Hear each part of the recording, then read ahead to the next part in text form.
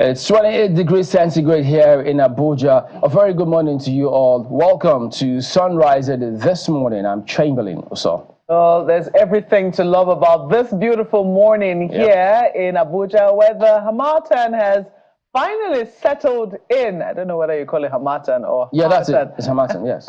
You're right. Well, whatever it is you call it, you know the weather I'm speaking of. Yeah. But it's a lovely morning here in the Federal Capital Territory. Much later in the day, though, you might be wondering who's competing with the sun.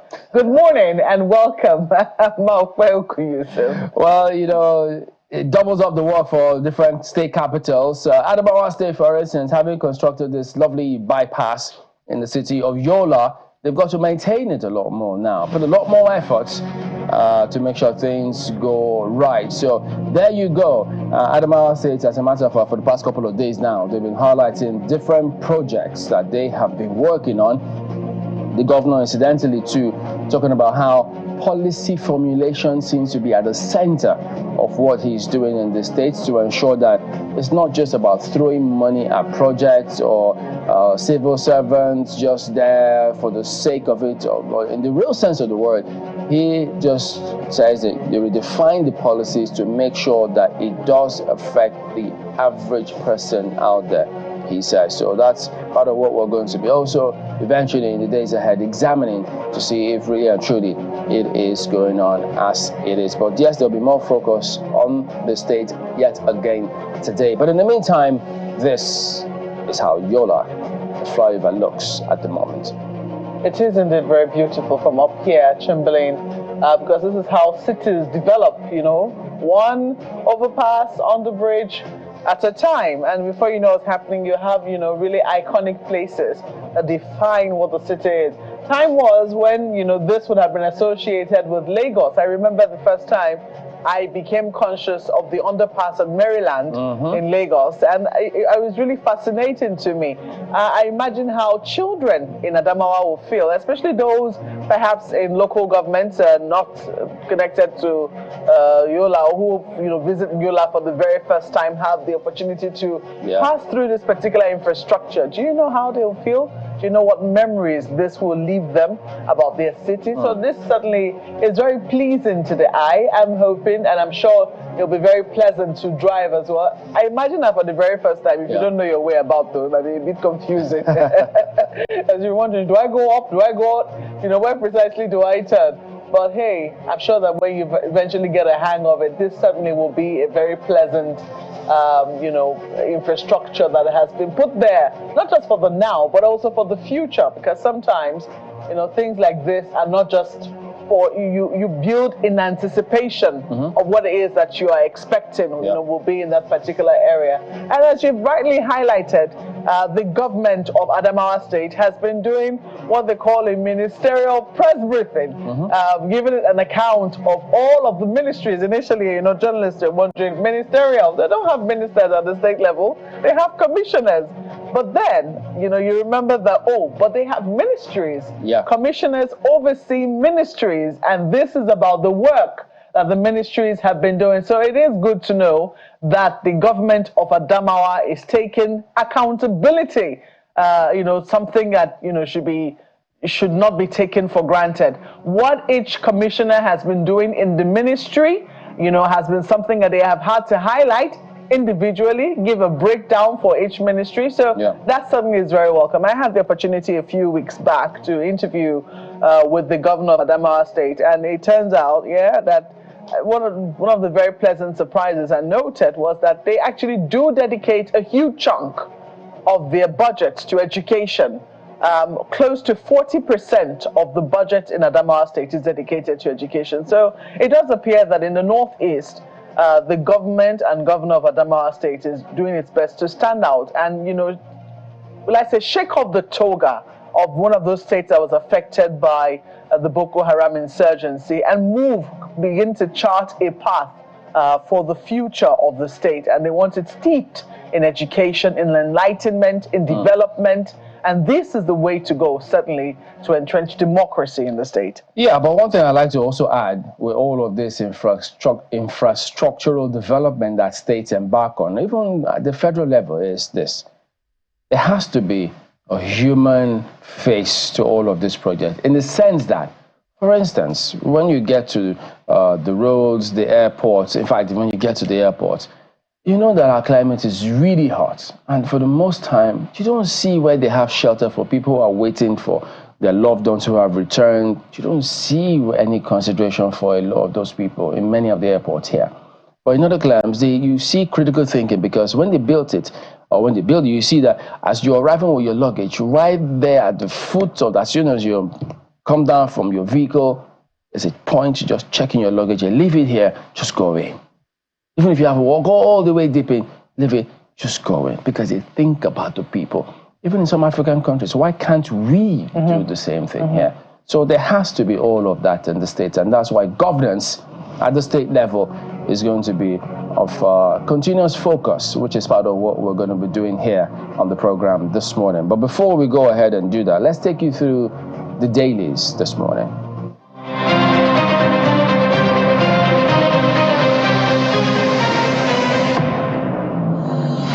Here are some of the papers we've got for you this morning. I will start with the Guardian newspaper this morning. 2025 appropriation bill. Fiscal hurdle awaits 47.9 trillion naira budget, MDA's mobilization capacity.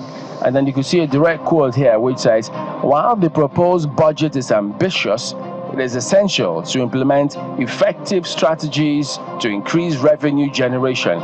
This includes strengthening tax administration, expanding the tax base, and improving tax compliance. By taking these steps, Nigeria can work towards a more sustainable fiscal future. So you may have to go ahead and take a look at that story to get the context of all of this. But there you go. That is a lead story about the 2025 appropriation bill today. Beneath that lead story, Falana underscores right to free education, flays errant governors.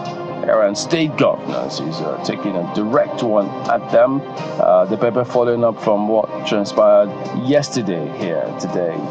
Then beneath that, also beside that story, FG revokes directives relating to NYSC posting restrictions. Well, I think you'll have to look at this story and find out what context is this, because I mean, if there are troubled areas, I don't imagine that this will apply. But hey, go ahead and look at the story and see for yourself. Daily Trust, traditional rulers not afraid of governors, ascribed to Sultan, says no project greater than educating youths. Our safety rests on their empowerment, ascribed to Shetima. Leaders must emulate Sardauna's leadership strategy, ex-Niger governor. So, all of this, and yet you have what, 135 billion funds which has not been accessed, UPEC funds. So how do they justify all of these things, one may wonder. All right, from then on to Vanguard newspaper today. Prolonged power outage worsens hardship in Niger Delta. 4 months of darkness in Bayelsa. Lack of power supply, high cost of fuel drive up prices in Cross River. Poor equipment, others hinder transmission, households, businesses suffer setback, experts, others proffer solutions. So that's what you see right there. And then at the bottom strip, experts warn as Tinubu seeks approval for $2.2 billion fresh loan. I know, we're back to this loan matter. And then look at this, opposition politicians, not IPOB, responsible for violent attacks ascribed to Abia government. So what is the law doing about this? Well, I guess it's puts the ball back in the court of the police to look at this. This Nigeria, $20 billion spent on Nigeria's refineries must be accounted for, CSOs tell NNPCL. Daily Independent. Tinubu seeks NAS nod to borrow fresh 1.767 trillion naira loan. Want approval for 2025 to 2027 MTEF and FSP. The Daily Times, INEC promotes 1,731 staff, reinforces commitments to career development. The Blueprint, Senate seeks expeditious action for Tinubu's 1.77 trillion naira loan. At the Nigerian Tribune, Tinubu writes NAS seeks approval to borrow 1.77 trillion naira.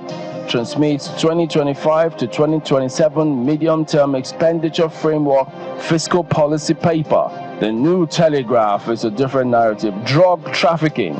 10 Nigerians, 90 other foreigners executed in Saudi Arabia. Amnesty International, AFP, I guess they're quoting those dailies here. And then Business Day, investors strike gold as stocks up 264% in 5 years, the paper reports this morning. Those are some of the dailies here today.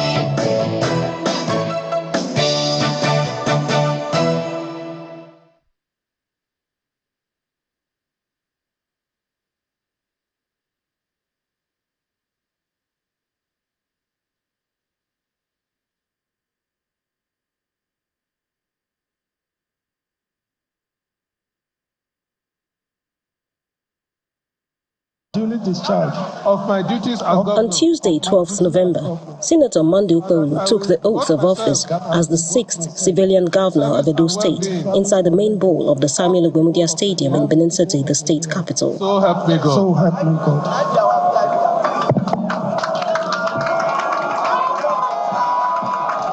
In his inaugural speech, Mr. Okereke reiterates his 5-point agenda to develop the state: security, infrastructure, healthcare, food sufficiency, and education.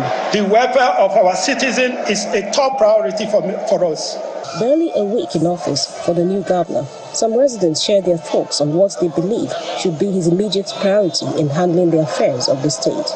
Number one, make food come down, because everybody are suffering, everybody are crying. We want all the food items to come down.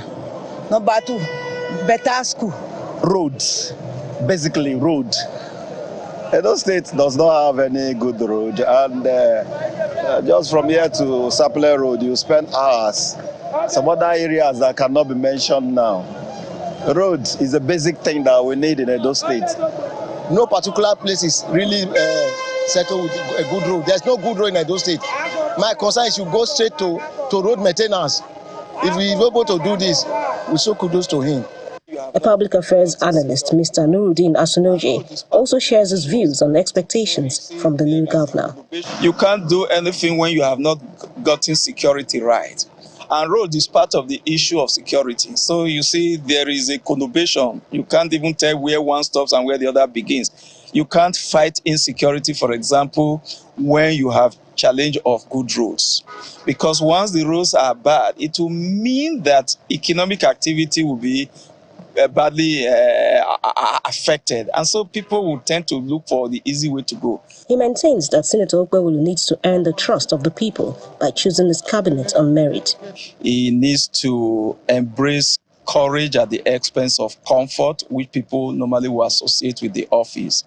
Once he does that, then he will need to enlarge the space for critical thinking. He must not allow its emasculation to take place, and get some persons outside those he probably thinks supported him to become governor. One of the highlights of Governor Okereke's inaugural speech is a revisit of the 7th Edo State House of Assembly saga, where 14 lawmakers-elect were not sworn in on 17th June 2019.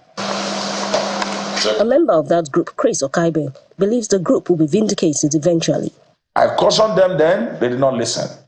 And I'm sure lawyers have already started looking at those issues. And those are issues that are going to be visited soon. I don't even need to, I'm only giving an expo. We all know what the Constitution says, and the Constitution says a house shall consist of 24 members and not less than. As if on cue, the first assignment embarked on by Governor Okereke is on road construction. A It might be early days yet, but in the coming weeks, residents in Edo State will be hoping to see Governor Ndi Okereke hit the ground running in office and also match his campaign promises with action.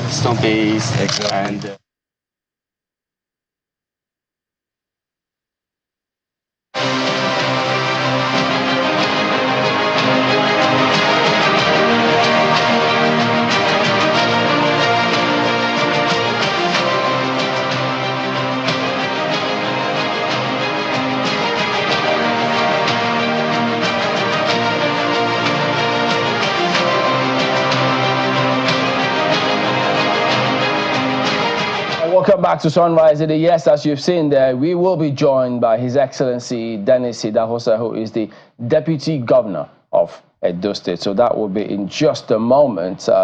Yes, you've seen the report, which highlights what the residents of Edo State expect from the government of Edo State, and so usually we hope that will not be lost. Okay, we can go to him now. Good morning, Your Excellency. Thank you for joining us on the program today. Good morning. Such a great honor to be here.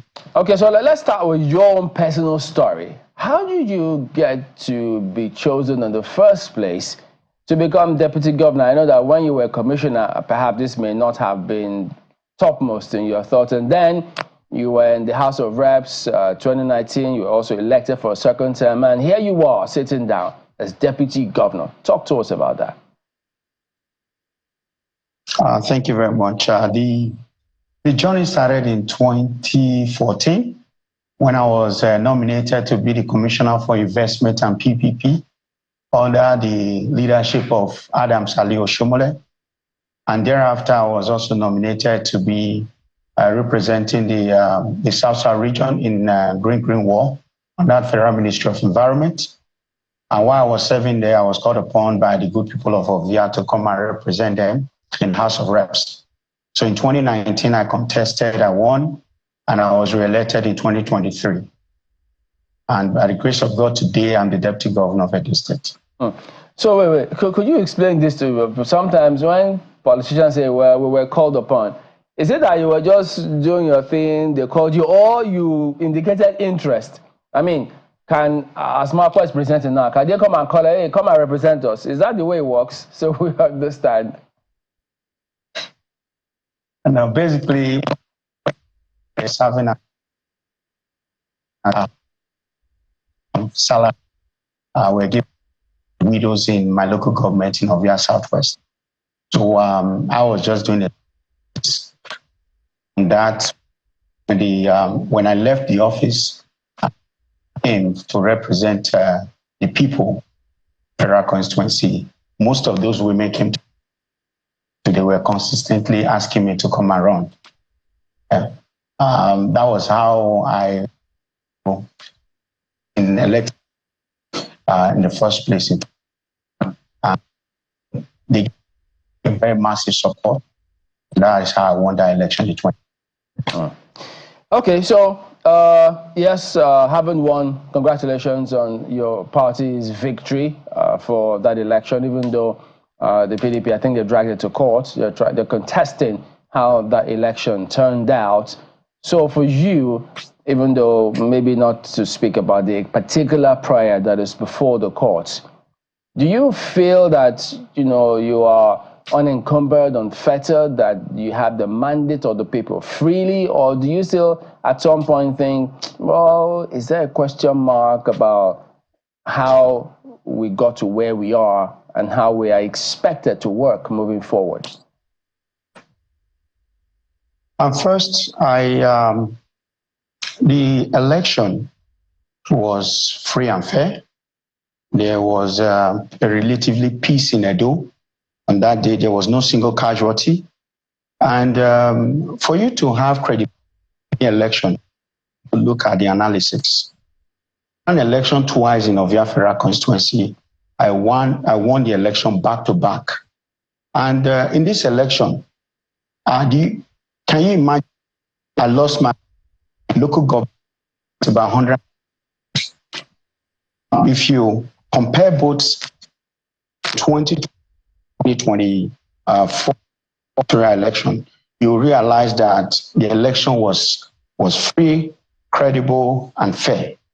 Because it's someone like me, a deputy governor candidate as a then, for me to lose my local government and PDP are still running around to say there is issue. The matter is before the court, and I don't intend to speak much on it, but I want to assure you, especially the media sector, that the election was very free, credible, and fair. In other words, we should discard the reports and the observations of the civil society organizations as well, who also highlighted some inconsistencies with INEC's results that they noticed. Is that what you're saying, sir? I didn't know of any. There's any the court of law should be able to identify them. But we should be ashamed, as a country, because there was an election thereafter in United States. It wasn't perfect, but I think the vice president ought to congratulate Trump. How it should be done is single election into court. I think by the grace of God, we'll look at the electoral and amend it and ensure that all these inconsistencies are cleared out. Okay. So I think that we go. Concerning that amendment part, I mean, you've been in the House of Reps, and you know that yes, there were some unhappy. I mean, Nigerians were not exactly. It was as if Nigerians, they have members of the House of Reps were against Nigerians in the first instance when the amendments to the elections were going to happen before some of them eventually came through. So for you, you spoke about amendments just a moment ago. Which areas would you like to see further improvement on? First, this idea of all the, I won't say loser, those that contested in the elections end up going to court instead of embracing, peace, resolving it outside of court, and so that development can start in earnest. So the money that we to retain lawyers, challenging their mandates in court can be used into developing our various local government, federal House of Representatives, constituency, and Senate, as the list goes on. So for me, if there are areas that needs to be amended, and the 10th Assembly, able led by my boss, Honorable Tajuddin Abbas, I think he'll be able to do justice to some of those irregularities and make sure that everything, as you also are aware, the Nigerian democracy is evolving. So as the time goes on, we'll be close to perfection. But for now, I think we should come together and have a conversation that will benefit the interests of Nigerians. Well, how do you think that the ongoing court case hampers your administration? By that, I mean you and the governor's administration, your efforts in terms of reconciling the people. Because we also know how an election can cause divisions between brothers and sisters. And usually after elections, people always say, oh, there needs to be a reach out to the other side to see how you can reconcile and everyone will work together for the good of the state. But while emotions are still as raw as they are and the matters will be going on in court, how do you think that that is going to hamper the reconciliation efforts which you might want to embark upon? First, the executive governor of Edo State is a good man. He has a good heart. He has a fear of God. And he has extended a hand of fellowship to the opposition. And if you come to Edo now, Edo is relatively peaceful, and there's this harmony and excitement out there. We went on an inspection tour yesterday. You can see the people filled with joy and fulfillment. So there is no division in Edo. Even our brother, Barrister Aswen Odalo, is a Benin man. If he wants to work with us, I know the governor is good enough to look for something for him to contribute his area of interest towards development of Edo. So we are not shutting anybody out. We are bringing a unity to Edo across board. Regardless of any political party, we want to develop Edo State. About that point you just made now, there are people who have a lot of misgivings about that. They think rather than maybe whichever party wins, then you invite them to come and work with you. Some think, look, because we've seen how it played out before in previous republics, even when former President Obasanjo tried it, we know how those persons who were in those administration from other political parties, we know how it all ended. So for you, having been in the House, elected as a member, shouldn't we be considering probably some amendments such that this winner takes all stops? Because those people who are fighting and challenging whoever wins is because, as you highlighted, they spend a lot of money. And you can't expect someone who spends all that amount of money and then, quote unquote, as they always say, somebody somewhere outrigs, because they say they all rig, and somebody rigs and then this other person wins, the other person doesn't win. They will not be happy. Shouldn't we approach this from the point of law such that we will not have a winner-takes-all approach to our elections? Yes, I totally agree with you, but if we have to go into that, we have to look at the area of local government. A local government, if you notice now, in most of the elections, the state governments in power, when they conduct local government election, they usually win all the council seats. But in a highly contentious election where there is credibility, it ought not to be so. So yes, the 10th Assembly, by the grace of God, will have a lot of job to do to ensure that the laws are amended, to ensure that when you actually go into an election and you win. But also, if you look at it, you don't expect, for instance, God forbid, if Edo people had voted the other side, do you think they will accommodate us? Do you think they will want to bring us on board? But we are doing that for them because we have the fear of God. So I think the best thing to do here is to start from the local government level. When there is an election, there should be some seats. If opposition actually win, they should allow them to serve the people, because that's the vote, the interest of the people. The ultimate goal about democracy is when the people speak, you have to make sure you accept it, regardless if it makes you happy or not. So what about the concept of proportional representation in a parliamentary system of government? Do you think that can address some of these challenges? Obviously, in a parliamentary system of government, like me, I was a parliamentarian before coming into executive. First, I was an executive member, then went into parliament, executive. As a member, it is good for proportional representation. That will also enhance development in various.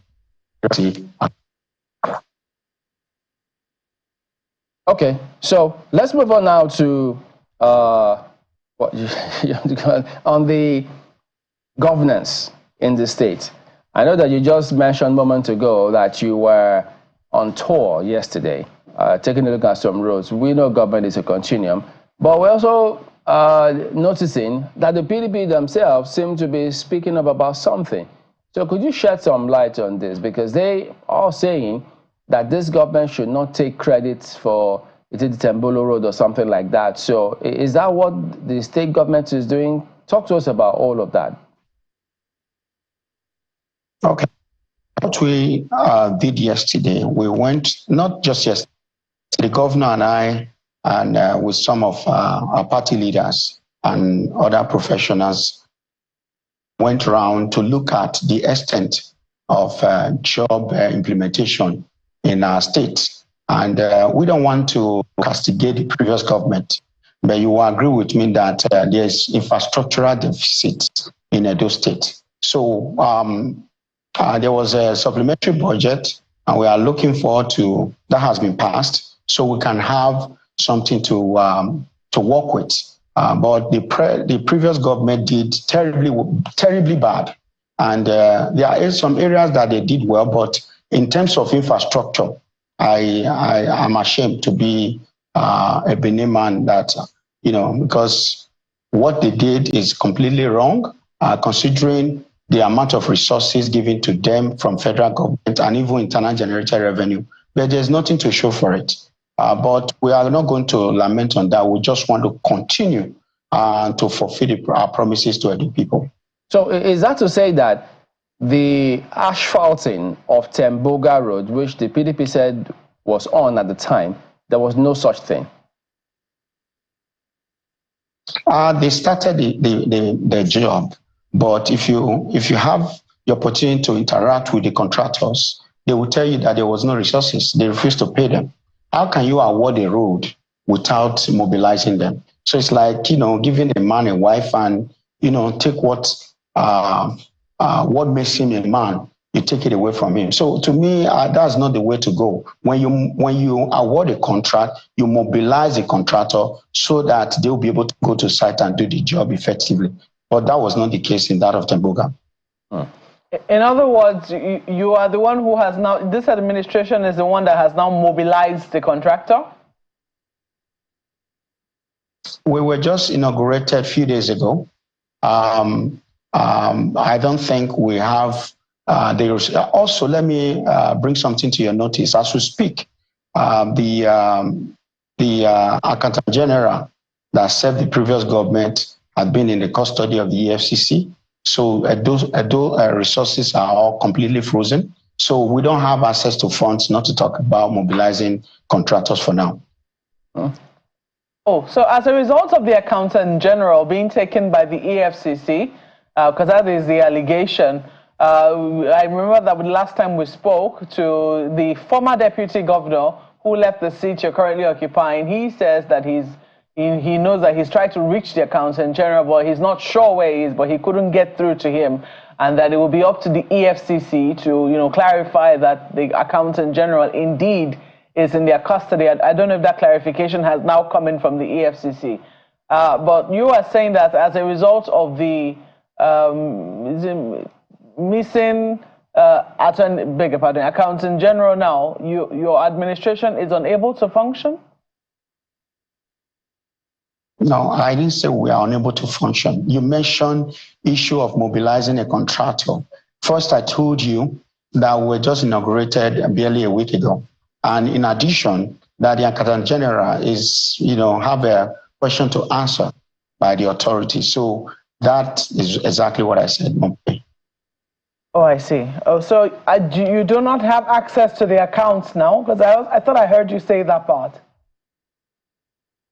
Yes, the executive governor, I think, issued a circular that all accounts that belongs to the state government should be frozen, pending when all the investigation and asset verifications are taken.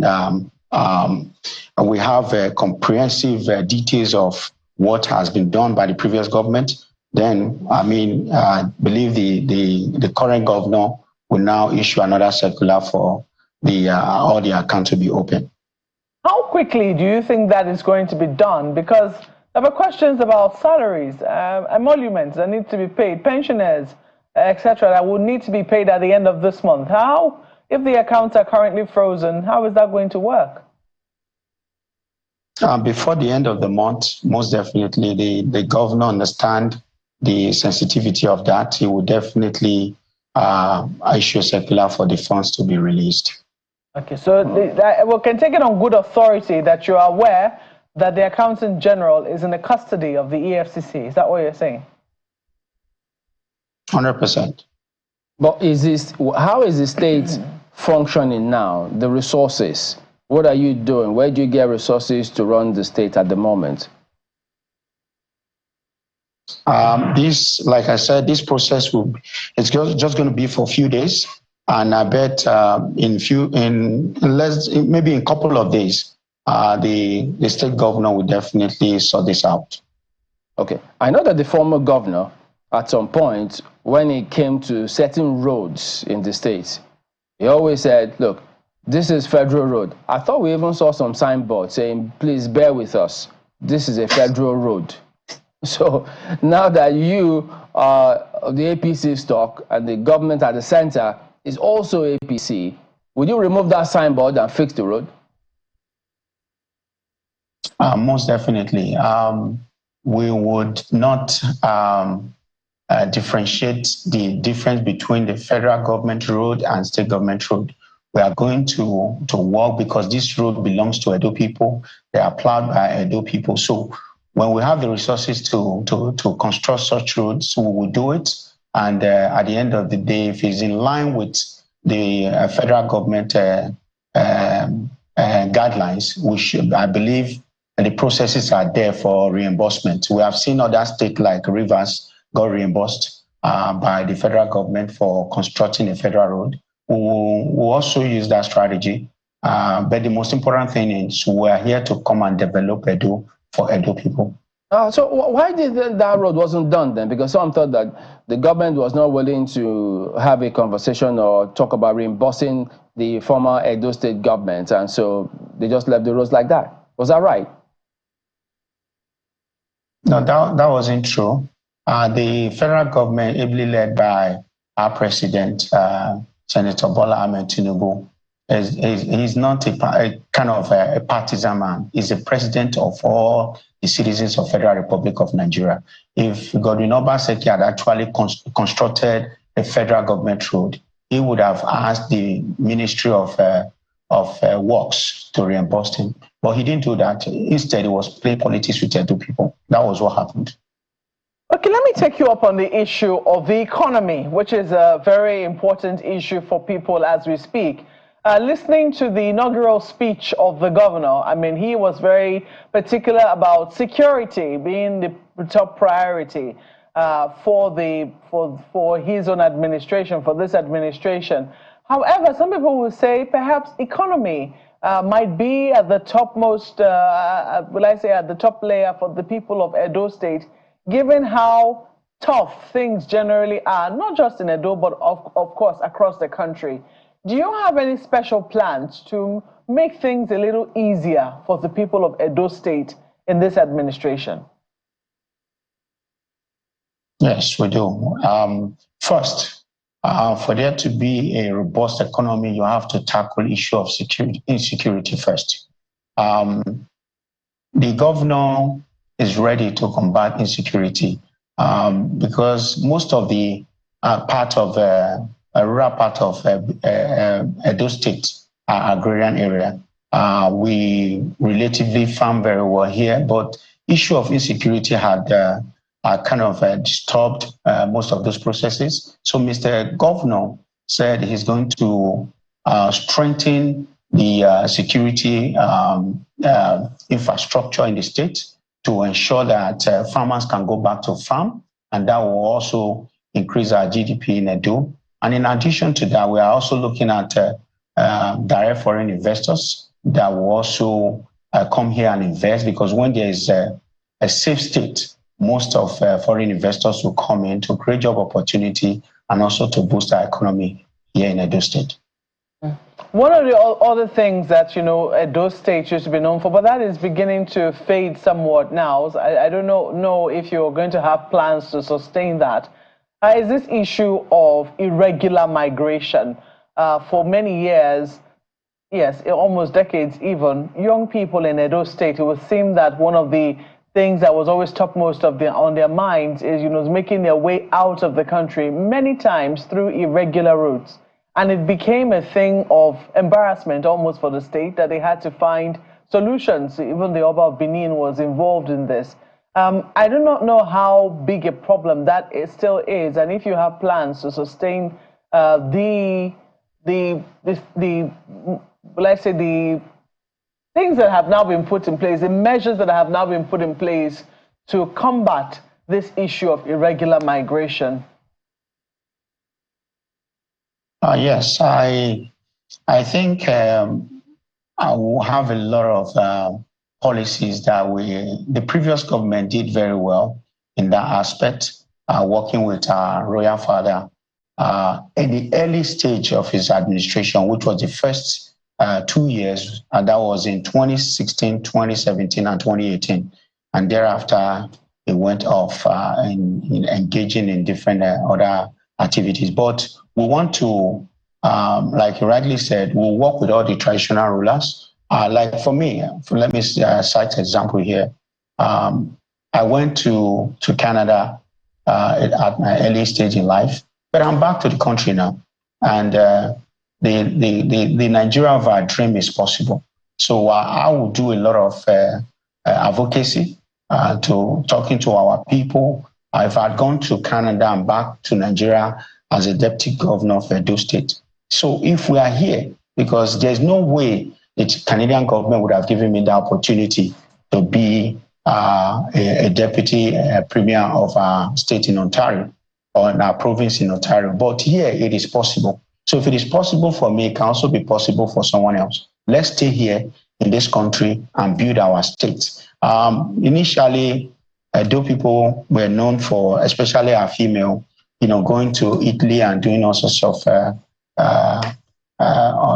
things that are not right. But now, if you notice that the trend has changed, they are here now, contributing towards the development of our dear state. So we'll have a lot of advocacy to do, and ultimately that ugly trend will be erased from our state records. Do you think that advocacy by itself is enough? I mean, you just mentioned the fact that you went to Canada. I'm sure you were lured there by economic opportunities, and I want to believe that you traveled there as a regular migrant. I mean, you can get a Canadian visa and travel. But in the situation where a lot of our youths, still find going through the desert attractive, through the perilous journeys that has been chronicled well enough through, the desert. I'm just wondering, do you think that advocacy by itself will be enough, or do you think that there needs to be more concrete measures on the ground to give people a sense of hope that it is possible for the aspirations to be met in the state? Yeah, advocacy will do a little, but the most important thing is working with our traditional rulers in various central districts will also help. And in addition, the state governor is coming up with a lot of policies and programs that will engage the youth. So when the youth are engaged, I think the issue of irregular migration will be reduced drastically. And also the governor is willing to use all measures to ensure that that area is addressed. I've had several conversations with him. He is so excited, and they can't wait to swing into action to ensure that majority of the Edo youth are engaged. Well, yesterday there were reports that about 135 billion naira match-up grants have not been accessed by different states in the country. Edo State happened to be one of those states. And we understand, I think about 2.6 billion has not been accessed by the state, if not more. So can you tell us, is your government aware of that, and what do you plan to do? Yes, my governor is aware of it. If you notice that he's trying to constitute his cabinet, whereby we'll have the commissioner in various ministries that will be briefing him in most of the processes to assess those funds. So he's a former lawyer, a former lawmaker from Senate. So whatever he is doing is in line with the law. So he's waiting patiently for the cabinet to be constituted, then we can swing into action to assess that funds. Okay, so you're telling us here and now that there will not be any such reports in the future that Edo State government was not able to provide the match-up grants to access UBEC funds, and that will become history. 100%. It happened before during Adams Ali Oshomole. The previous government did not access UBEC fund, but when Oshomole came, he did a Canapa funding, and the funds were released. That's how you come about the Red Roof Revolution in Edo, and even more, this current government is willing to access all those funds to develop Edo for Edo people. Could you explain to us, though, because many people don't understand, why were these funds not accessed in the first place? We just came on board now. Let me speak for our government. We are barely a week old. And I think, like I said, when the cabinets are fully constituted, we will do whatever it takes to make sure those funds are assessed towards the development of our dear state. The previous government, like I said, they embarked on so many journey that didn't make sense to Edo people, but I'm not here to speak for them. I'll speak for this current government. Okay, I understand that actually. I was just wondering because, I mean, you've been elected, you've been a commissioner, so you may have background stories as to why governors don't access those funds, because it's education. Everybody thought it should be basic. They should be able to access it. So we're thinking you have some background info as to why governors don't access it. Majorly, any government or governor that wishes the future of our dear state to be a great state, he will do whatever it takes to build the foundation in education, because a state that actually invests most of their budget on education, you know, that's a responsible government that wants the future of the state to be a great state. But unlike the previous government, they were not interested. I think that's exactly what happened. But for us, you will see the massive development that we are going to bring about to Edo. But in area of education, the governor and I went out yesterday. We visited several schools, and it will interest you to know if you can send some private investigators to come and look at the current situation of Edo primary and secondary schools. You'll be amazed with the condition that we'll find ourselves. But okay, then when you speak on air, you hear Pardon me, I was going to say that we hope that they open the doors and the books when our team come there to say, okay, can we access this, and this? So we're hoping that will happen when the team arrives, so we can then show that, yes, indeed, it's a transparent government. Yeah, we will do that. I'm assuring you, if you have a private investigator that want to come and investigate the previous government as regards to the area of education, not as a private investigator, especially just as a journalist. Okay, as an investigative journalist, we'll be willing to open our doors for you to do that. Yeah. Interesting. Well, we also hope that accountability will be very high on the priority list of the current government. I just want to ask you, and this is a very personal question, considering how controversial the seat which you are currently occupying was in the past administration. We saw how the former deputy governor was, you know, they had a pretty good relationship with his, he had a pretty good relationship with his principal in the first term, but things got a little sour in the second term. I'm just wondering, you know, he said he made a few statements just before he left office, and he said that, you know, one of the reasons why he went to court is to make sure that the office of the deputy governor is regarded as not just a spare tire office. It must be a seat of consequence, so to speak. So I'm wondering, right now that you're deputy governor of Edo State, have your own roles be spelled out clearly as to what you'll be doing in the state as deputy governor? Yes, that has been done. But most importantly, nobody, I'm saying this by the grace of God Almighty, nobody should expect any misunderstanding between me and my principal, because I am here not to serve the good people of Edo, not a personal interest. So if there is going to be a personal interest that will supersede the interest of Edo people, I don't think I'm worthy to be in this seat. But our ultimate goal is to put the Edo people first. That's the reason why we are here.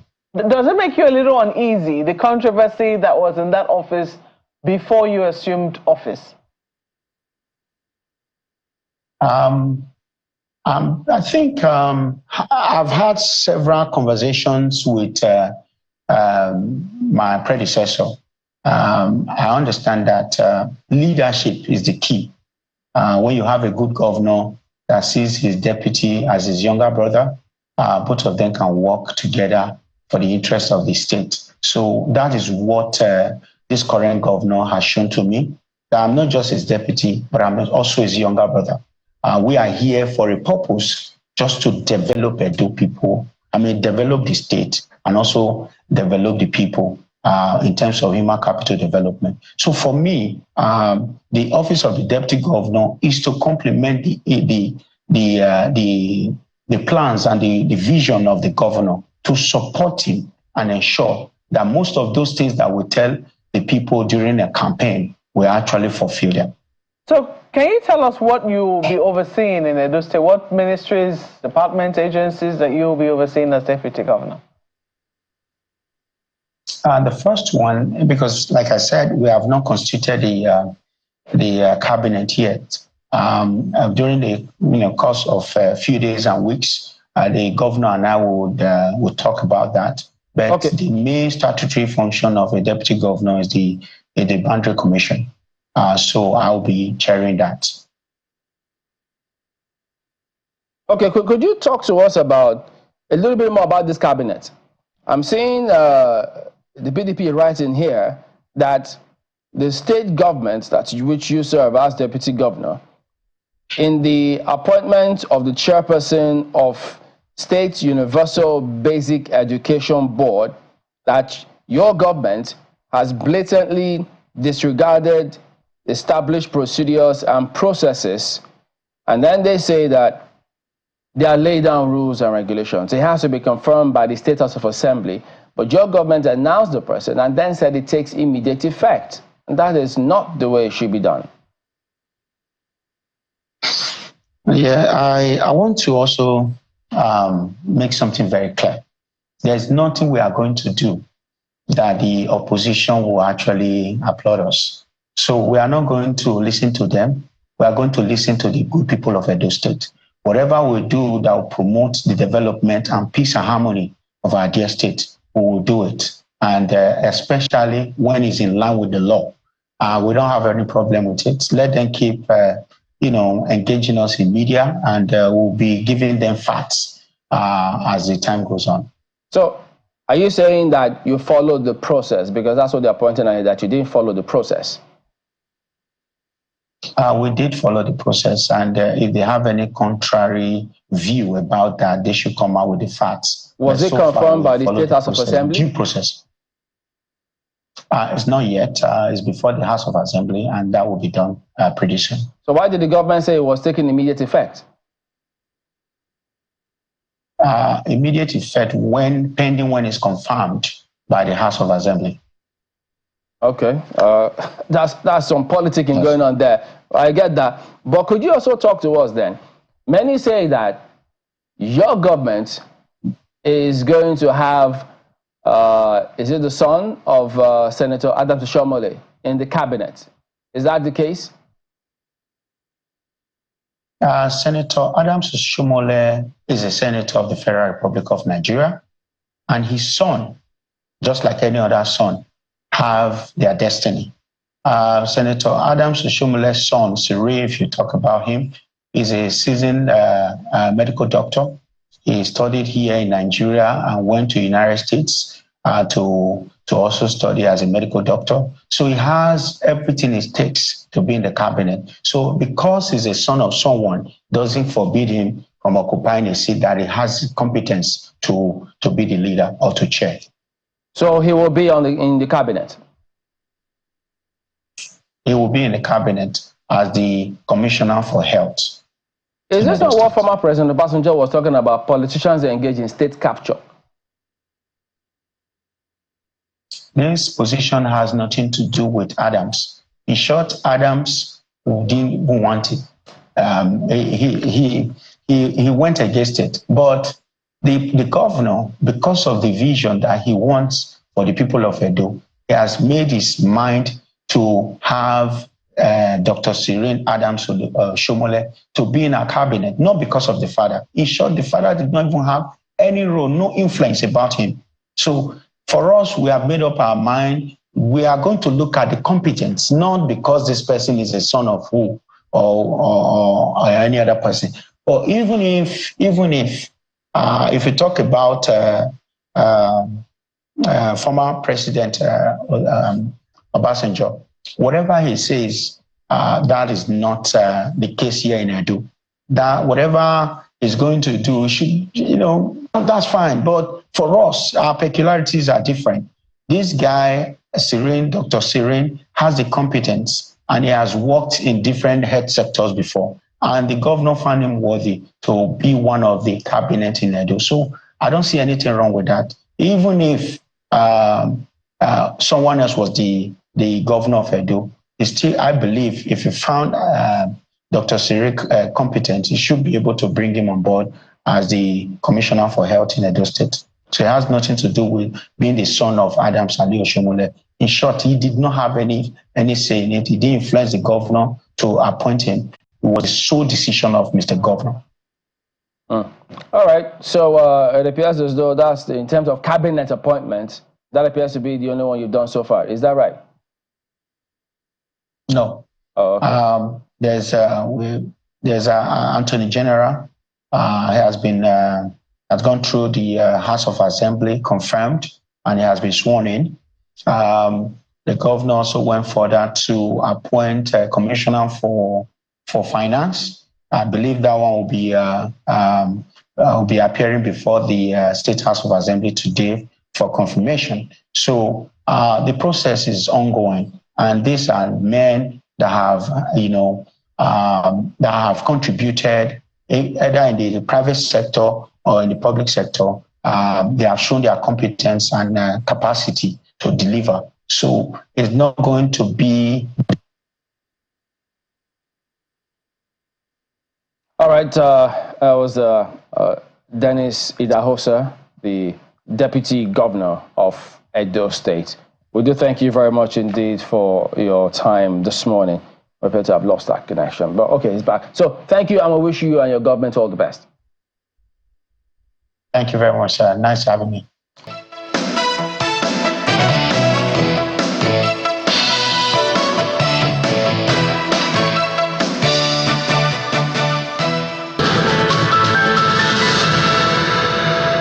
Session in the week before the last monetary policy meeting for 2024. Let's get to the top stories that set to agenda now. Let's get a check of what's playing out with oil markets. See, oil prices, they've held steady for a second day today as concerns about escalating hostilities in the Ukraine war potentially disrupting oil supply from Russia, and signs of growing Chinese crude imports offset the data showing U.S.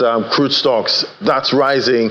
Brent, $73.26, down 0.5%, but we'll see WTI crude on chain. Let's get a check on what's playing out in the FX market. We're seeing again there for the NFM window, 0.68%, 1,678 naira to the dollar. That was the close yesterday, but NAFEX window down 0.10%, 1,678 naira to the dollar. So a lot of volatility still there. Then we see the Anambra State Governor, Professor Chukwuma Soludo, has presented the 2025 budget proposal of 606 billion naira to the State House of Assembly.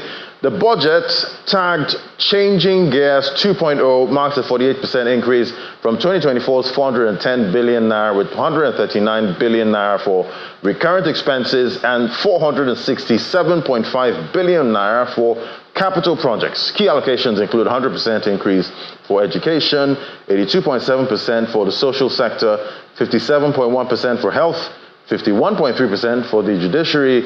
Governor Soludo highlights the state's commitment to accelerated budget execution, achieving over 50% implementation in 2024 without borrowing.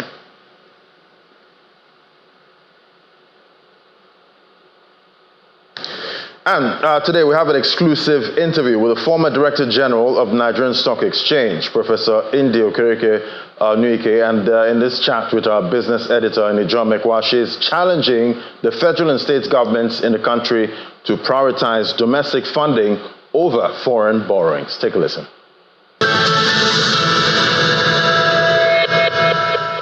Thank you so much, Ladi. Well, it's a special part of Business Morning. Today we're doing out of the studio interview, and I guess it's worth it when we look at the person that we're talking to. We're talking to a former Director General of the Nigerian Stock Exchange. She's a professor of capital markets from the University of Nigeria, and I know when you hear her name and you see her face, you just think of Nigeria's capital market. We're speaking with Professor Ndi Okereke-Onyuike right here in her home. Thank you so much for your time, ma'am. Thank you too for coming to talk to me. Great. I like to talk about the stock market, so I'm very comfortable with you. All right, Prof. I want to start by asking, when you left the New York Stock Exchange and you came to Nigeria, yes, you were supposed to stay for, I think, 3 months and all of that, would you say the vision you had then has been realized decades after, when you look at Nigeria's capital market, especially the stock exchange? Yes. And on my own, sometimes, even if they don't ask me, if I notice something that is not going on well, I will politely call and politely tell them, maybe you should try it this way. I don't sit down and wait for them to consult me. And of course, I'll never take a dime from anybody asking me anything about the stock market, because it's an area that I believe should grow higher and higher and make Nigeria proud and create wealth for Nigeria. There's no, if you look at the top 10 countries in the world, it is their stock markets that created most of the wealth. And I want Nigeria to be in that line, so that it's not just sell oil. Even the oil that we have in abundance, how much are we making out of it? We're still poor. So it is a stock market that creates wealth for any nation, because people from all nations invest in the market. They don't need to know anybody. You just call a stockbroker and give them money to buy social company shares for you. The only thing that you can do is ask the stockbroker, if you are not vast with the stock market, to advise you. And there's no stockbroker that would enjoy advising you, because it's their work and they want the work to expand and for them to also make good money. I believe that it is the stock market that creates wealth in every economy. Look at all the money we have in oil and gas. Are we making the money that we ought to make? If we had people that would carry themselves into the engine room of the stock market and list our oil company in the stock markets, the government of Nigeria will make so much money they won't know what to do with the money. Because foreign investors that come here and deceive them and spend for $10 and then earn over $10 million. You can't do anything about it. But in the stock market, everything is open. Like a book, you can pick up and see everything happening there.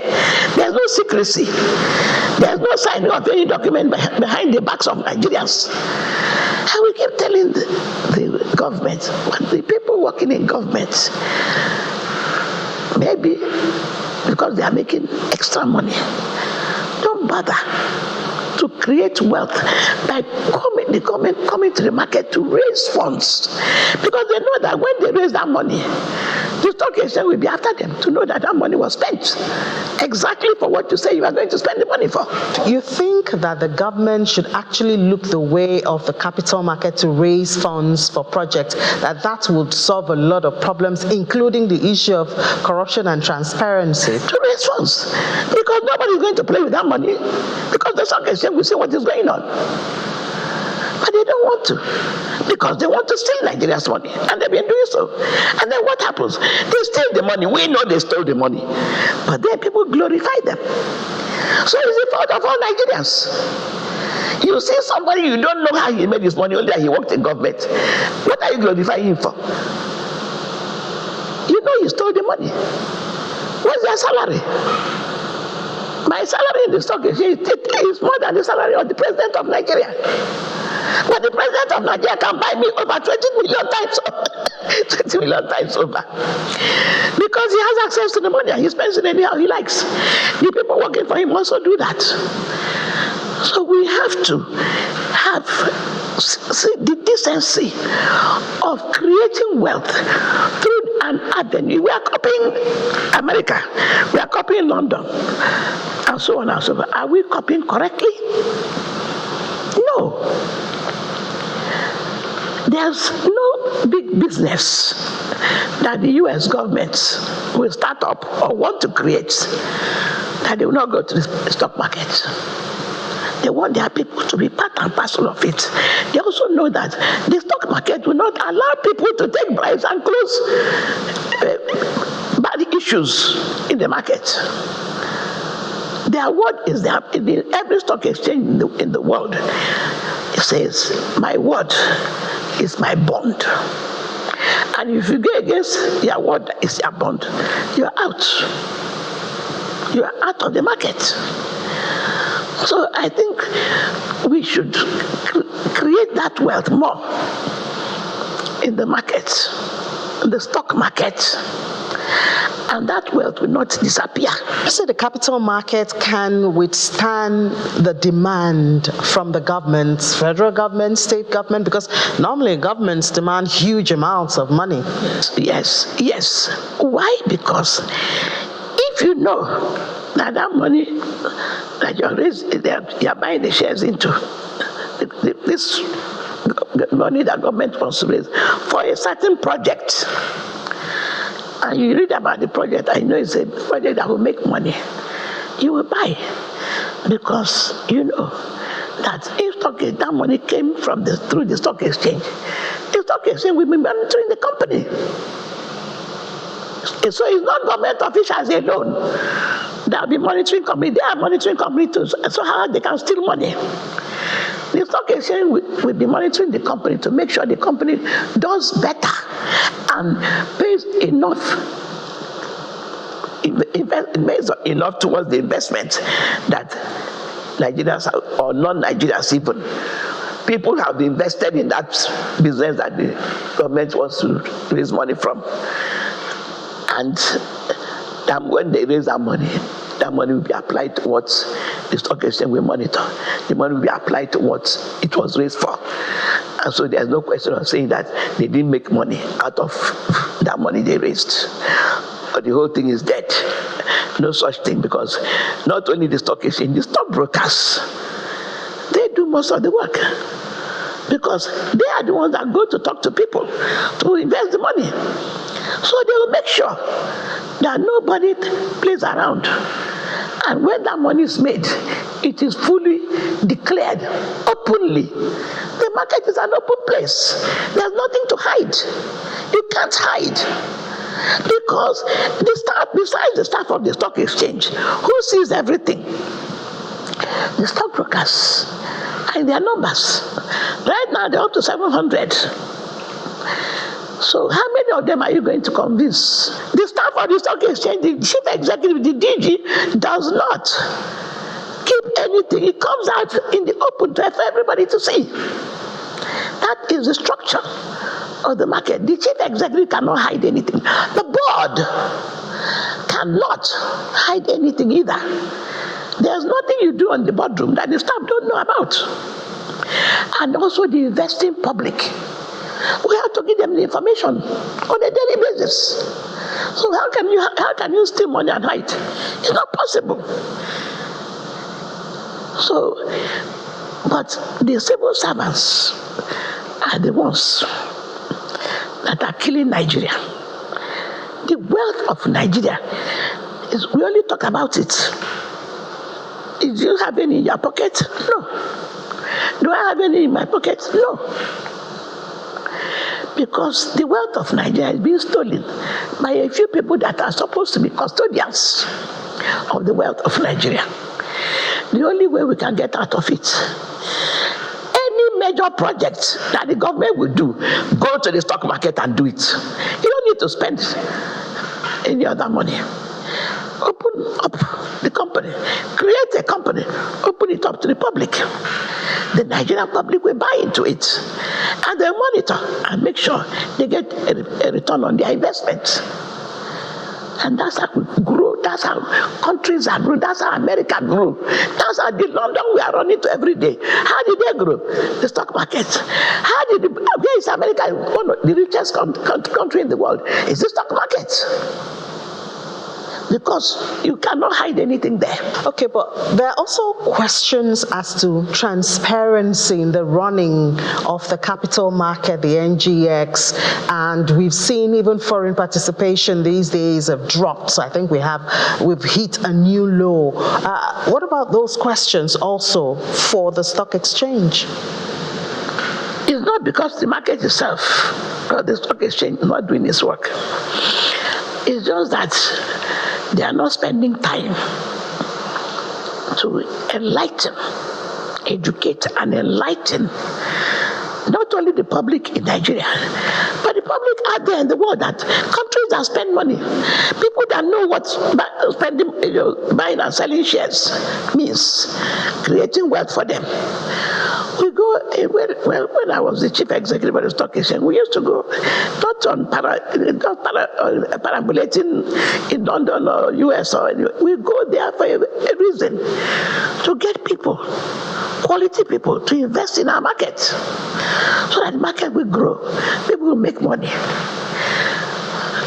Well, I don't see much of that now. And I'm open to advice free of charge to any human being, from the stock exchange itself or from stockbrokers. A lot of stockbrokers come to me to ask, and I give them all the information for free. There's not a single stockbroker that wake up today and say that I charge him money for giving him advice that is worth millions of dollars or naira. The stock exchange has never asked me a question, asked me for advice, or asked me to connect them with the number of investors I know abroad. Okay? I'm not saying they are not doing well, because if they follow the structure of the stock exchange, they are doing their best. But we are lacking. We are lacking. I worked in the New York Stock Exchange. That is the #1 stock exchange in the world, followed by the UK, London Stock Exchange. And I also went to the London Stock Exchange for training, because I know that when Nigeria wants to set up a stock exchange, you go to London, inform a master. You will not go to America. But little did I know that when Sir Bank Anthony came to New York Stock Exchange with a group of big men from Nigeria to come and help them set up a stock exchange in Nigeria, he didn't go to UK. He went to America, the New York Stock Exchange, which is the biggest stock exchange in the world. He came there with 14 men, making 15. All men, no woman. However, when the New York Stock Exchange told them that they will have somebody that can go to Nigeria, start up the stock exchange and finish everything with her eyes closed and come back to America, I said, you say, you mean a woman? No, we don't want a woman. We want a strong man that will come and do this work. My boss, John McGee, who was #2 in the New York Stock Exchange, told them that this same woman we are talking about, we want to send to a young lady. So my boss thought I was a Muslim. My boss was in charge of establishing stock exchanges, and he was #2 in the New York Stock Exchange. So he chose me to go to set up the bond exchange in Saudi Arabia. I did a fantastic job, because they were praising me when I came back. By the time I got back, my boss was showing me all the write-up they made about me. But I did a good job. And that's what they knew you would do in Nigeria. So when Bank Anthony came, they told him, look, we have a young lady. Now we're going to set up the stock exchange in Nigeria with her eyes closed. Because she happens to come from Nigeria, so she will know much better than sending a white man to come and do it. And they said, so Bank Anthony said, hey, you have a black woman. So they sent for me. Then I got into the hall. I looked around and I saw Sir Bank Anthony. I went there, knelt down, and said, Carosa. And that's how I came. I didn't plan to work here, to stay back in Nigeria. But people like Sir Bank Anthony may say, so rest in peace. Talked to me and said, this is your country. No matter how high you rise in the New York Stock Exchange, you will never be the chief executive because your crime is that you're a woman, you're from Nigeria. Even if you naturalize and become an American, they still won't appoint you as their chief executive. So please stay here and do it for us. And that's how it became. That's it. So I want other Nigerians too. The anytime I go abroad and meet some Nigerians, I say, look, when you finish acquiring the knowledge you have come to acquire, try to come home. Okay, but the thing is, some Nigerians are even reluctant to come back home. They look at the policies, inconsistency at this time, the macroeconomic environment, the ease of doing business. So a lot of Nigerians actually do not want to come back home to contribute. They don't have enough confidence. I agree with you. But we have to continue trying. For us to have a beautiful country that we can all comfortable stay in and say, I'm not going anywhere else unless you want to just go for once in a while to see for my friends in London or for my friends in the US to spend more time in Nigeria. We have to do it all together. Many Nigerians have gone to study abroad and come back. At least 2/3 of us have come home. The people at home are the problem. Nobody stopped you from going abroad. Okay? But people that went abroad have come to teach you what they learned. Collect it as your own. Harness it and use that knowledge to develop Nigeria further. It doesn't matter where you went to school. It is what you learned there that will help Nigeria if you come and apply it. So I'm neither here and I can't say don't go abroad to study. It is when you go abroad you have open mind, broad mind. Some people keep their mind tightened and they don't bother. So let us keep trying. Our people here, Nigerians are brilliant people. There's nowhere in this world that Nigerians go to that they don't excel. The problem is, can they come back to help grow more Nigerians for a couple of years and go back? And most of the time, when you do come back, and you are committed, dedicated to what you are creating in Nigeria, you don't feel like going back again. So this administration led by President Bola Tinubu, they're aiming for a $1 trillion economy. How, from your perspective, can the capital market help to accelerate that target, achieving that target? You can get all the you need from the stock market. All the government needs to do is to put the instrument in the market. People will invest in that instrument. They have to put, not just say, we want to raise money for social company. You pick the quality companies in Nigeria today that will be able to raise money for government. Privatize them. Start with 5. Pick 5 quality companies that people will want to buy shares in. Privatize them. if you want to keep control, that's the problem with Nigerians. They want to let go. They are not doing well with the company, but they don't want to let go. Let's go the companies. Government has no business running business. Governments cannot run business effectively and create wealth for people and for itself, the government. So let our government realize that. In fact, maybe I'll take you one day to go and see our President Tinubu.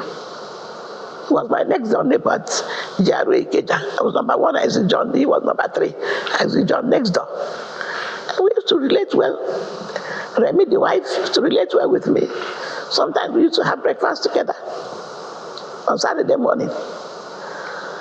So that we can get a lot more people in government to understand that the only way you can create wealth, real wealth, is through the stock market, not from bank. Why are all the banks listed today? Most, 80% of Nigerian banks are listed on the stock exchange. I only gave them one talk, one day only, right? I only spoke to them, called all the chief executives to the stock exchange and lectured them on how to create wealth for the banking system. The only way you can do that is come and list. This refinery that they could not fix, it's just that people are stealing the money. If they come to the stock exchange to raise that money, Nigerians will buy shares in LNG. We buy shares in any oil-related company that stock exchange that the government puts in the market. Nigerians will buy shares, take up all the shares, and the government will have so much money they wouldn't know what to do with it.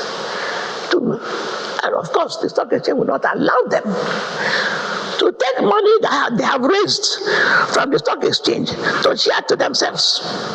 That money will be raised for the government companies that are listed on the prospectus.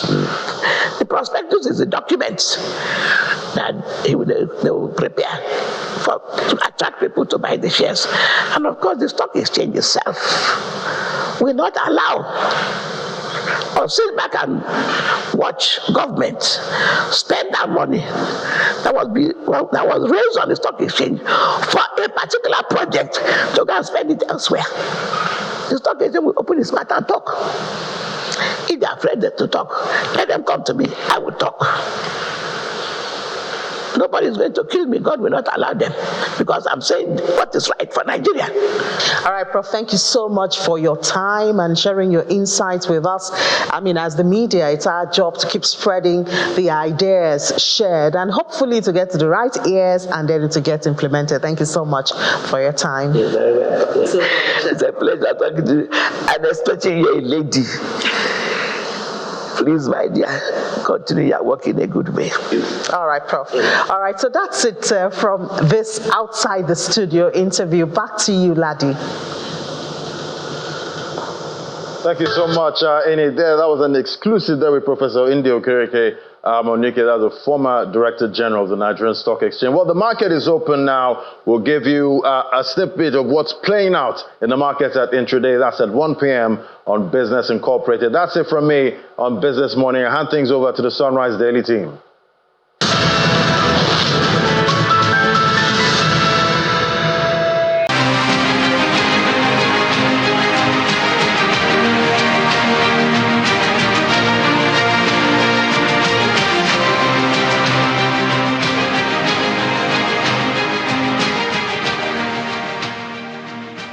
The fight against hunger and poverty is not a matter of choice, but a matter of priority for me.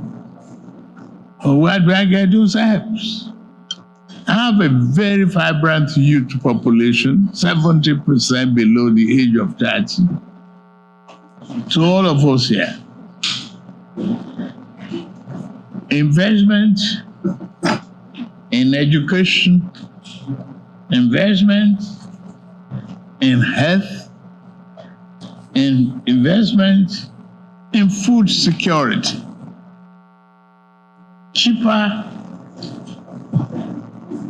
financing, de-risking various African countries, putting us on a better and more progressive arrangement to prioritize food security and the agricultural reforms.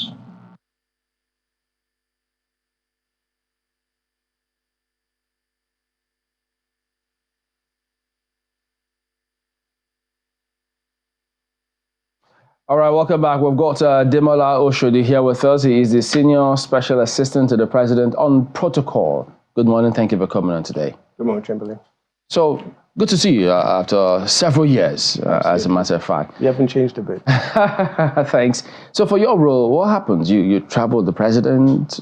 Well, I do a lot of travel with the President, but also do other things on the background, as protocol is quite broad.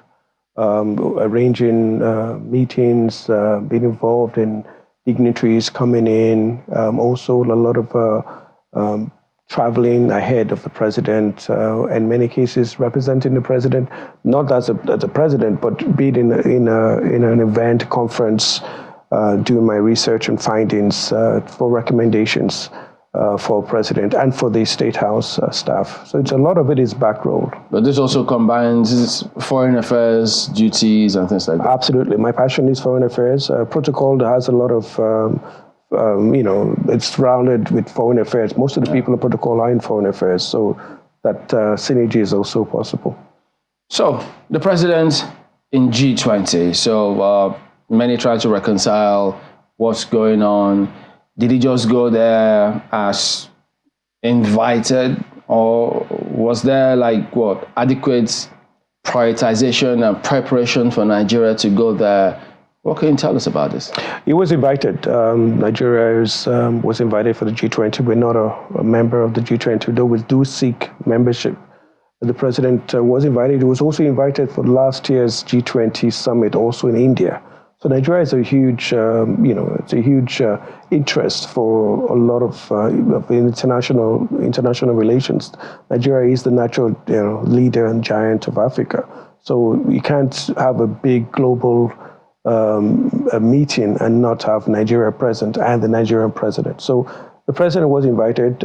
He gave a good speech on issues around facing the global south, the poor part of the world, and the challenges and what the people in the north, the west, can do to help alleviate that. He talked about the challenges in Nigeria regarding poverty, governance, and also issues around multilateralism. Nigeria getting good place on the seat with the United Nations as a permanent member. Nigeria working with the G20, especially with Lula da Silva, the president of Brazil's Global Alliance Initiative on Poverty and Hunger. And also Nigeria fighting for equity and fairness in the system, especially with the tax, global tax system. For instance, if you're a Nigerian entrepreneur and sells something online or receives something online, the government may not receive the tax. Amazon or Shein or some other online service will receive the tax. That country will receive the tax. So they need to rechange that, rejig that to ensure that we as entrepreneurs in Nigeria, or the global south, take benefit of this. You produce things, you sell things, you buy things, and the tax is not remitted to our country, where things are produced in many cases. We're trying to change that? Yes. So that if they sell things here, we get a tax here. Absolutely. The government gets the tax. But the way, the online digital market is structured, it's not in the favor of emerging economies like Nigeria. So these are the things the President Bola Ahmed Tinubu, advocated for. So since that is still in the works, is there any, should I say, impact or benefit to Nigeria attending that summit? It's massive. The G20 it's got 85% of the world's GDP population. It's got China there, you have India, you have America, you have Brazil, you have the UK.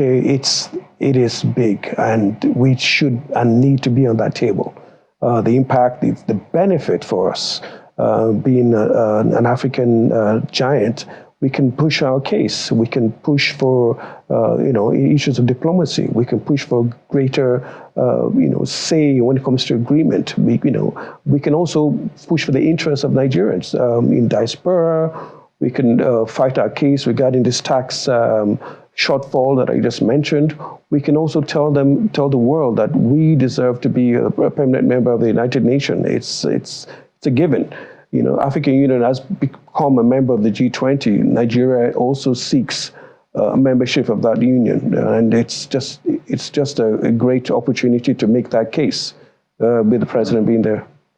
How seriously do you think we're being taken, though? I mean, when you look at, a lot of our indices, people are not, very confident when they go out there. The story that, our country is, falling behind on a lot of indices, it's not boosting the morale of a lot of people. So knowing some of these things, of course, you also are very aware. Only recently, President Obasanjo was in the United States, giving that very, very scathing speech about where we currently are. I'm wondering, how does it all tally for us when we look at the realities back home, the challenges that we're currently battling with, terrorism, children out of school, indices in health, indices in education, and the fact that our GDP could be so much better? How does it all tally up in terms of, giving us a strong footing when we're making a case for our country? I think these challenges are challenges, and they're very tough for Nigerians, especially the reform that the administration has taken and embarked upon. But all countries in the world have their own various unique challenges. Nigeria is going through a very tough reform process, and we hope and believe things are going to get better soon. But in the global space, we need to fight for our space. We need to fight to say, look, we may, be coming late in some regards, especially South Africa being the only African member of the G20. And why is South Africa the first and only member of in Africa that is a G20? It's because the time when they were negotiating the G20, Nigeria was a pariah state. We had military rule leading up to 1999. We were not on the table to negotiate. Our economy was not rebased, so we couldn't measure to say, we actually are stronger or larger than the South African economy. Of course, things have changed now. So we weren't there. So South Africa also had that moral ground with Nelson Mandela fighting for rights of countries. And South Africa has a very sophisticated market, unlike Nigeria. We're still quite not as diversified. We have an oil-producing country. So it's important to say, look, things have changed. Nigeria does deserve this seat and this position, regardless of our domestic challenges. And all countries have domestic challenges. I mean, you don't want to go through, what's going on in America or in UK or, in Brazil. So it's not unique to us, but the most important thing is how we overcome it. And that's what our role, and the role of the President Tinubu at such forums brings to the table. These are the challenges. This is how you can help us solve it. And this is how we, as a great country, can provide value for you and for the international community. As much as this, it's good to go out there, fight for certain things to come to the country so we can benefit and move the economy forward. But where do we place the narratives coming through from our local manufacturers here who think that we're miles away from what we need to do to ensure that manufacturers and the economy is on a very strong footing, such that when we go out there, we don't just tell the investors to come in here, look at the market and see it only as a market where they just want to get the resources, but policies that will benefit the people here, which should be central amongst all of this. Well, I can speak to this on an international basis. The fact that manufacturers must compete in an open market economy, and that's what the reform of President Tinubu is trying to ensure. We need to remove subsidies that does not encourage competition or investment. We need to remove subsidies from areas of electricity so investors can come in. So it's easier for manufacturers to have energy, to not depend too much on expensive diesel or petrol for the generator. We need to remove hindrances and make it attractive for Nigeria to be able to attract these people to manufacture. The Indian Prime Minister was here a few days ago, and India has over 30 billion, probably close to $30 billion in investments in Nigeria. They produce everything that, not everything, they produce a lot of the things we see on a daily basis, from Indomie to, salt and so many things. Sorry to jump in. Yeah. Speaking about we needing to remove subsidies so that people can come in, are we doing that with the information on ground here that already, as things are, I don't think people can refer to a point to any middle class right now, because they know that if there's any further talk about subsidy on electricity, businesses will crumble and several other things will go south. So are we thinking about all of those, or are we just looking to say, oh no, let's do this so that people can come in, without actually saying, listen, people back home are barely surviving with the way things are? I totally get this, and it's not going to crumble. It's a phase. Other countries. I remember when Margaret Thatcher did her own reform in the UK, it was a lot of struggle. She fought everybody, especially the miners. You think about Boris Yeltsin and Gorbachev doing the reform, moving the USSR from Russia from a Soviet state economy to a free market economy. It was chaos. There was even a coup attempt. There was rioting. There was, and people were used to getting free bread from the government. It was subsidized food for the Russians. Yeltsin removed that, and Russians were in pain. And now the Russian economy is big. So you see, the thing about those economies is this. Now look at ours and look at them. Yes. They have a very functional transportation system. Yes. They've got structures in place. So if they had that complaint, in spite of all the functioning structures, we don't have that here.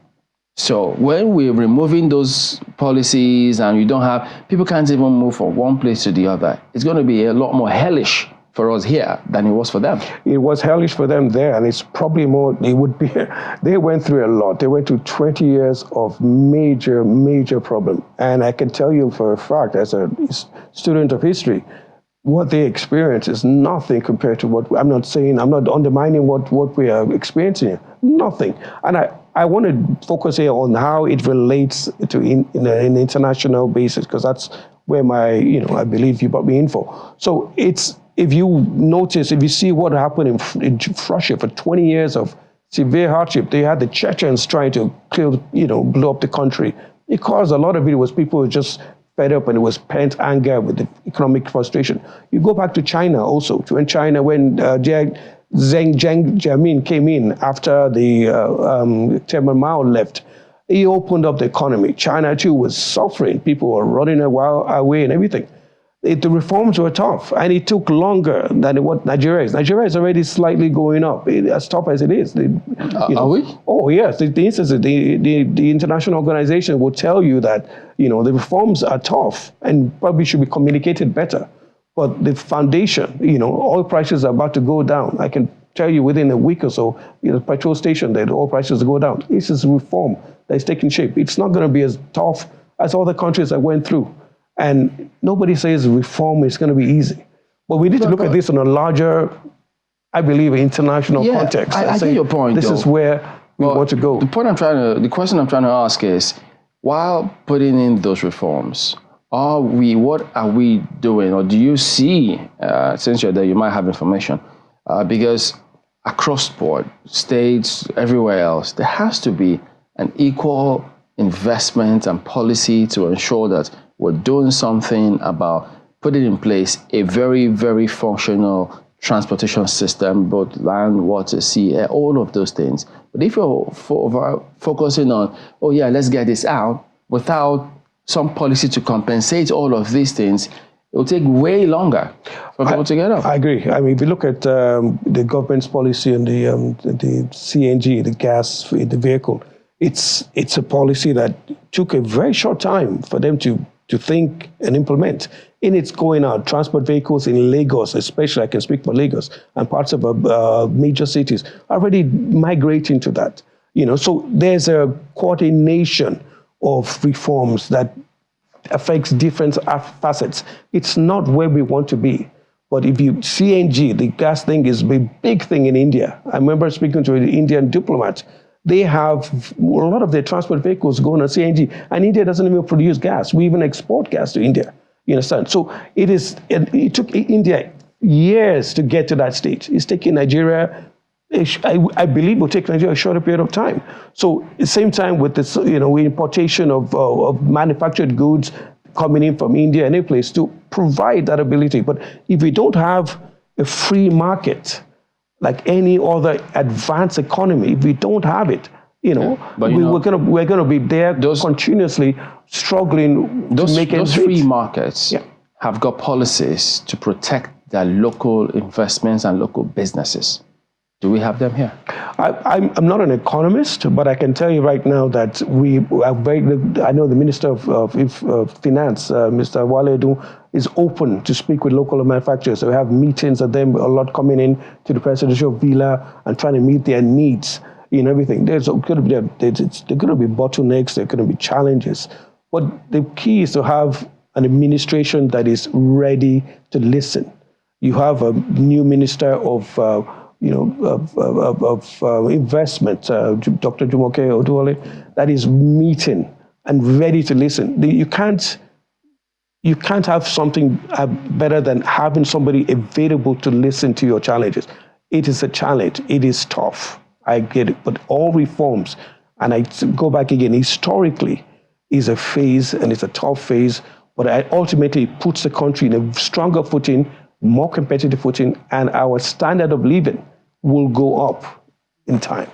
Well, we're seeing the president engage on many fronts. I mean, first he was in Saudi Arabia, it was just last week or 2 weeks ago, and now he's in this G20 meeting. He was also expected in at the COP that's going on in Azerbaijan, that has just rounded off now. So I don't think he could make it as a result of this G20 meeting.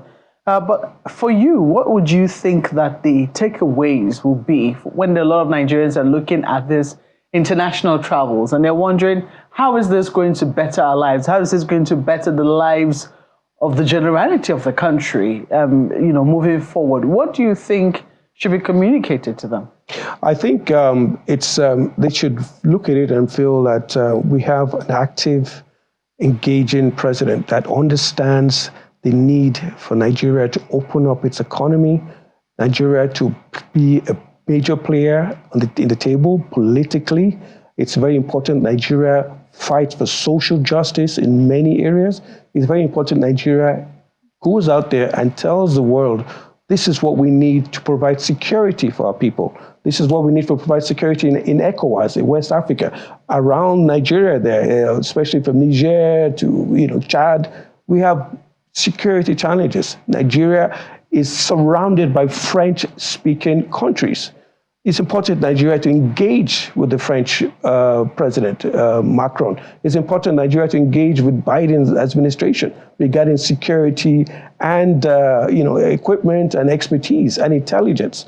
So we can't just sit down there and say, okay, come to us and let us, we're having challenges. You need to go to them. You need to tell them this is how you challenge it. You need to go to Brazil and tell them, look, we should be on this table because we bring value to you and we are power that should not be ignored. We need to go to the African Union and tell them your problem is not far from our problem. Well, we need to work together, and bring this continent away from where it was before. Debts, insecurity, issues of piracy, and also, of course, we have major players coming in now. We have the Russians, mercenaries in the Sahel of West Africa and parts of East Africa, in the Congo, Brazzaville.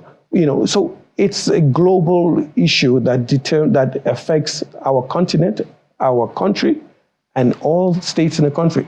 You're not going to sit out in Abuja, fold your arms, and expect these people to provide solutions. You need to tell them you're serious. Yeah, so whilst this is very important, that we have to be out there, how strong do you think that President Tinubu's credentials, how strong are they in terms of this issue of international relations, this issue of international engagement? Yeah.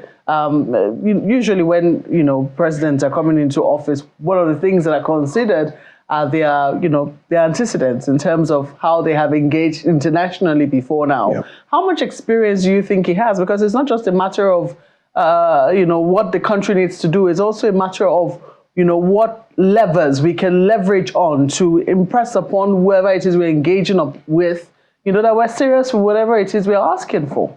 Well, it's a president that is very keen on multilateralism. We work very closely. Head of ECOWAS, the second tenure as head of ECOWAS, he doesn't take multilateral engagement lightly. ECOWAS, African Union, G20, the BRICS, United Nations. We, even in some cases, even the Commonwealth, Nigeria has to engage in multilateralism, and the president recognizes that.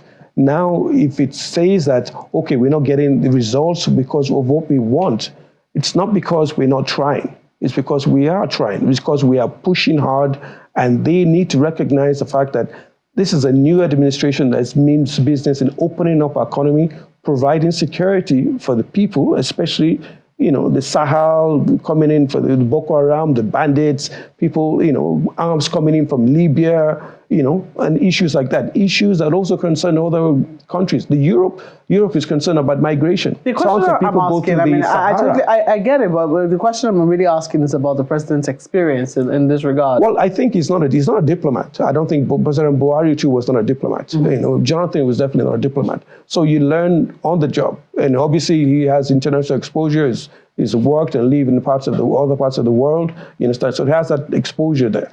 But no president usually are diplomats. So they should have a team. Of course, they have a team. Advise them. Absolutely. And I believe that we do have a team. We have a great ambassador, Tuger, that has a former ambassador to Germany.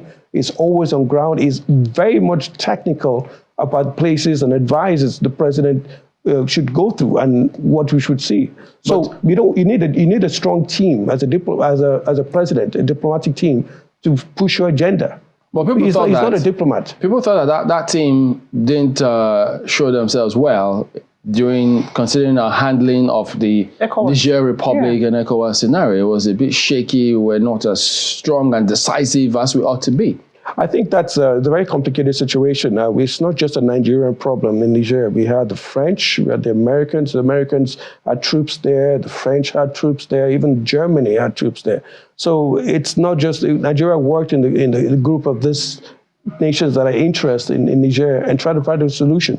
We were quite confident that our path would have brought change, but it's now going to be a slower change, and those countries do know the impact and the trade relations and the historical relationship with cultural relationship with Nigeria. But I don't know if you heard, many still say that Nigeria still hasn't taken its pride or place in the Committee of Nations. We're not as forceful as we used to be, even on the African continent, and we need to do more to rev up our stance in all of those grounds. Nigeria could definitely do more, and we are doing more.